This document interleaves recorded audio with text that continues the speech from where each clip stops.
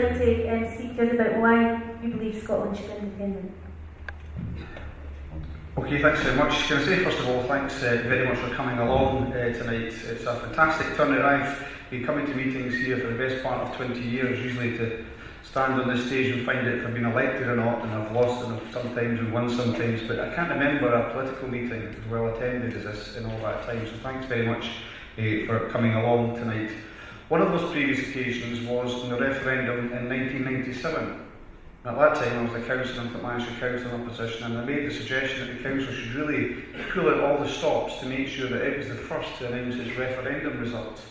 And the Labour group that was in charge of the council at the time sneered, then went away and did that, and we put a lot of effort into it, and we actually were first. And if you remember 1997, all the camera crews which were up there in the gallery and the attention which came on to Clackmannanshire, we had all these posters behind us which advertised Clackmannanshire. So, and it just got me to thinking. I've just come from the SNP conference where we had 53 diplomats from around the world at our conference, and although it's not often easy to appreciate it, Blair and others will appreciate this more than me, the level of interest around the world in what's happening in Scotland just now is absolutely phenomenal.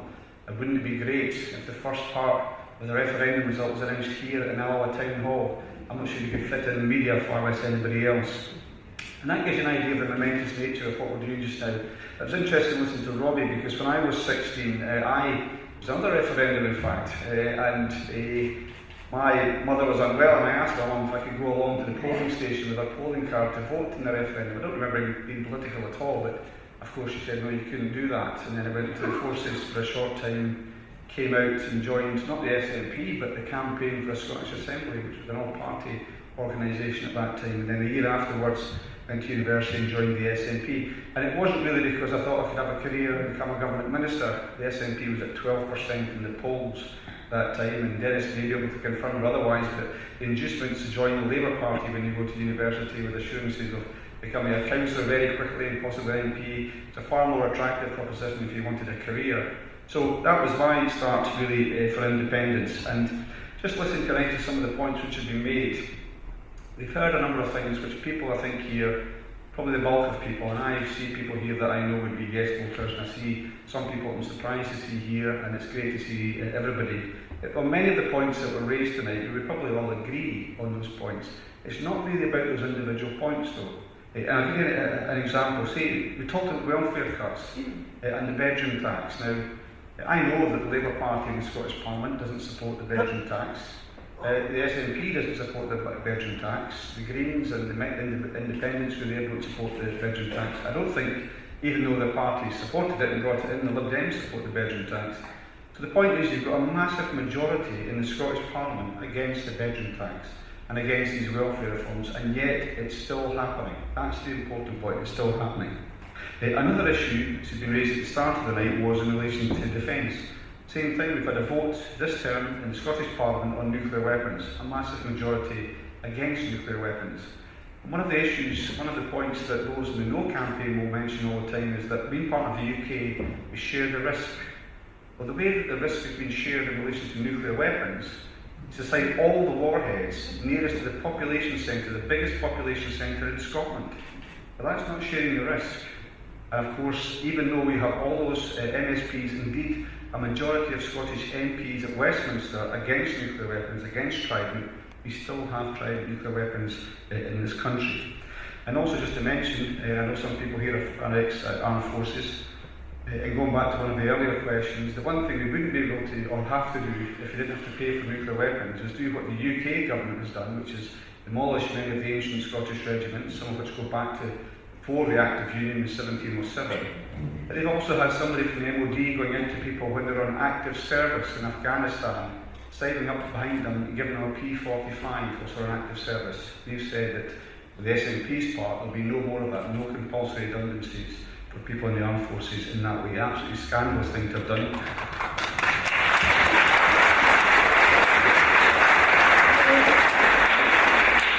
Although once again, most people in Scotland, even many of the Conservatives in the Scottish Parliament have been against that, the fact is, once again, it's still happening. Something that's not been mentioned tonight, which I think is an absolute scandal, is what we've just seen happen with the Royal Mail.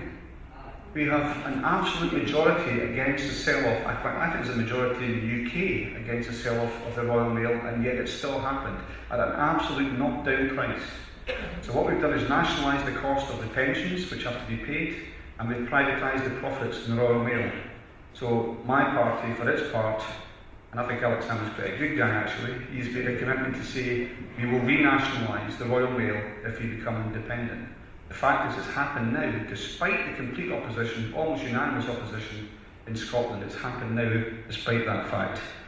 One quick other point, which has not been raised too much tonight, is the issue of oil, because I'm often asked about this as around campaigning, and a number of us are campaigning in the Dunfermline West by-election, and the interesting thing is how often now people are asking me about the independence referendum. They're not all saying they're supportive, but they're all very interested, and that's a major change from previous elections I've been in. And oil comes up, and it is remarkable really to me that after 300 years of union, the UK has produced a situation where you still have people saying, we just couldn't do it. You know, there's something unique about Scotland, we just couldn't do it. Really, we have to have this bigger neighbour to look after us. That's happened after 300 years of union, but it comes back to oil very often. As Dennis and others have said, we more than pay our wages now. We pay more into the UK exchequer than we take out. The no campaigns try to convince us that oil is a dangerous thing because it's volatile. Try to convince us it's a liability. But the fact is there's as much in value to come out of the North Sea, over £1 trillion in value. Not as much as are taken out already, but as much in value still to come out.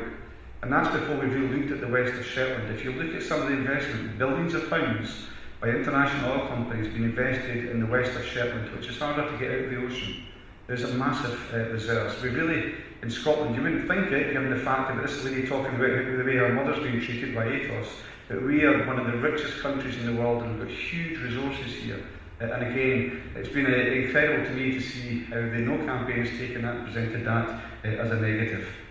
So everyone here will have their own views on what could change if we become independent. I think one of the points, I think it was Dennis or Blair that made it, about being the fourth most unequal society in the world. That's the legacy that we're trying to change. Why should we be, 6th, 7th or 8th richest country in the world and yet the fourth most unequal society in the world? So everybody's got the things, you'll have individually things which you think they'd like to see change, which could only really effectively be changed if you make that big change first of all. The idea of independence has been around for a long time. Again, as Robbie pointed out, we were an independent country a long time ago. The difference then was none of us had a vote in whether we stayed independent or not. We do have the vote this time. The power is certainly in your hands. And all I would say, just as somebody else has said, is think about how you feel the day afterwards.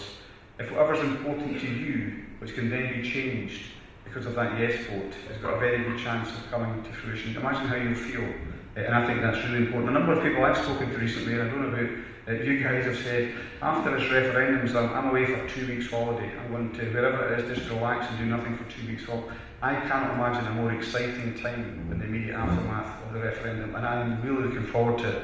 So I'd ask you all to think very seriously. I'm very pleased that you come along and engage tonight. And wouldn't it be fantastic if the first announcement of an independence referendum, a positive yes result, was made in this very hall? Thanks very much.